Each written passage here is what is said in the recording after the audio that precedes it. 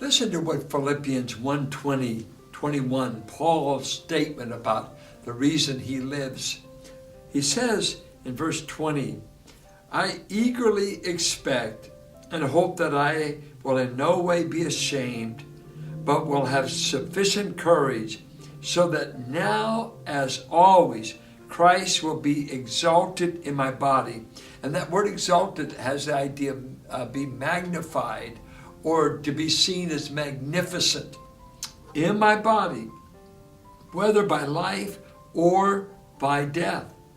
For to me to live is Christ, and to die is gain.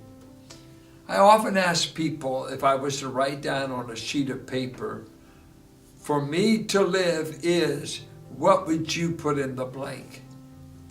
Because let me say, well, the majority of people, the reason they're living is certainly not Jesus Christ.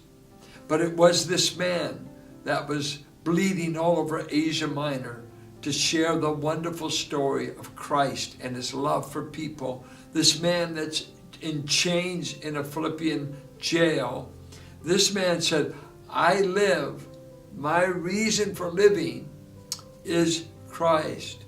And we used to sing a chorus that he is my reason for living. Is that really why you wake up in the morning? Is that what's on your mind? I had a wonderful friend who's now with the Lord. He said he used to every morning, either in bed or on his knees, he would say, here I am, Lord. Magnify yourself in my body today. I offer you my members. I offer you everything I am.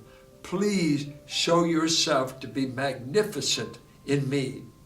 And I ask myself, and I ask you, is Christ being magnified in your body? Is he being brought into full view? Or is it a nasty personality, a cranky personality, or the negative things about human nature? Who's on display in your body? Your sin nature, your temper, all of those things. Who is on display? And of course, you have one image at church, you have another one in your home.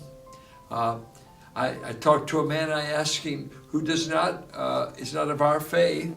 I asked him, why do you go to church? You're faithful to go to early mass and different things like that. Why? You were in the rebellious 60s. Why are you doing that now? He said, many a boy wants to go to church if his dad took him there.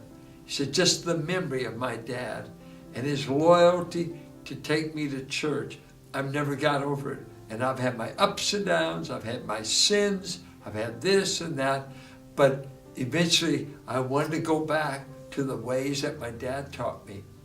And so, what's your reason for living? And Paul said, if I live, Christ will be magnified. If I die, that's gain. Had a friend who came to Christ he was an oncologist back in Little Rock, Arkansas, a Jewish man from New York City, asking what brought him to Christ.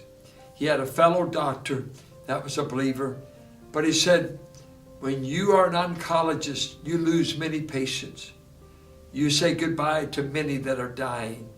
He said, when I saw the faith and I saw the face of so many Christians dying with hope, dying with a smile, I knew I needed that kind of a God.